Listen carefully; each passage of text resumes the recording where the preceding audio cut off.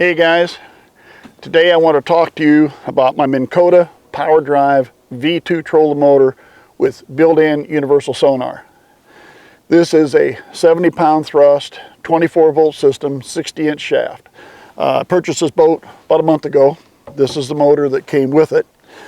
It comes with your foot control, about 18 foot of cord. Of course, it has the heel push for intermittence as you need it, or you can switch it over for a full-time trolling motor. It has a roller on the side to vary it from 0 to 10, so you can vary the speeds with it. The 18-foot cord comes in handy. The other day I was fishing. I did not have this front fish finder installed as of yet, and there was just the one at the back, so I actually took the foot feed, went to the back of the boat, stood back there, did my fishing, and I could see the fish finder from back there. So that worked out pretty good.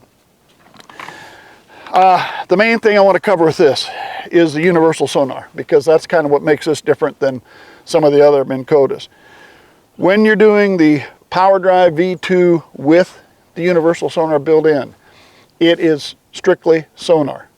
Down view and side view imaging will not work on the Power Drive universal sonar. So if you're needing to purchase a fish finder to put up front, there's no use spending lots of money for a big fancy fish finder with all the other down views and side views on it, because it's not going to work with this. All you're going to get is strictly sonar. Now, I do have a Striker 7 on here now that has down view, but that's only because I had it on my other boat. Let's talk, because I am talking Garmin here and something different, let's talk about frequencies. The Minn Kota is designed to match up with a Humminbird. That's what they usually set it for. The two frequencies this sonar will work on is 200 and 83. My Garmin happens to work on 277. So that means my 77 frequency will not work with this motor. So I'll have to use the 200. Now in the Lowrance, I'm not sure what frequencies Lowrance works, if it's 50, 77, 83, 200, whatever they have. But 83 frequency and 200 frequency will work, no matter what fish, if your fish finder will match that. So in my case, I'm going to be down to just the 200 frequency. That's fine by me. I can live with that. And hey, that's what came with the boat, so I got it one way or the other. Which brings us to the cord that hooks it up. Here's the cord that runs up to the front. The thread on the end of the cord is for a Humminbird, because again, as I said, they match up with Humminbird.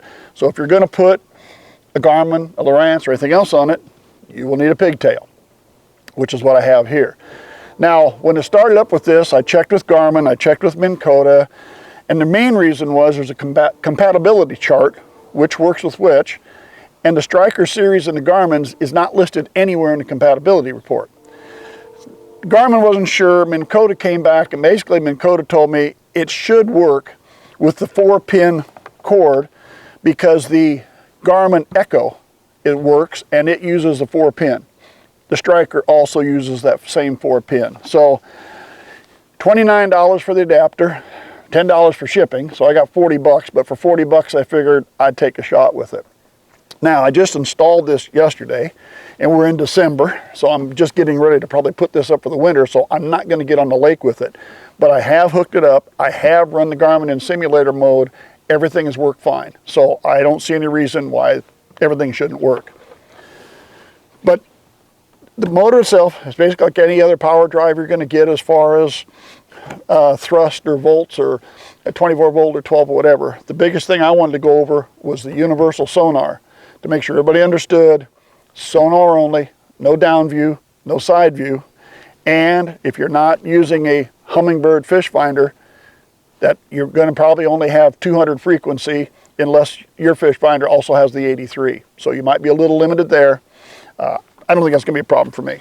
I did mount mine on a quick disconnect. I had that with my other Minn Kota that I had, so I've used it here.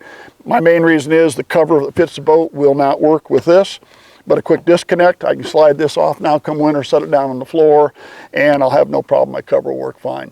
So I love the 24 volts and the 70-pound thrust. It moves this boat around with no problems.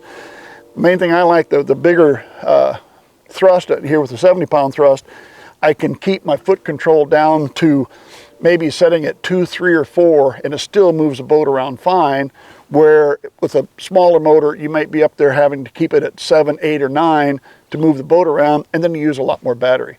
So I've noticed, I've had it out twice, and I've noticed very little battery consumption from the 2 times I've had it out. And I think a lot of that is because I can keep the speeds down at 2, 3, or 4 instead of running at 6, 7, or 8 the way I had in my other boat. That's it. That's got it. Thanks for sticking with me. Subscribe to our channel if you would. Hope to see you again real soon.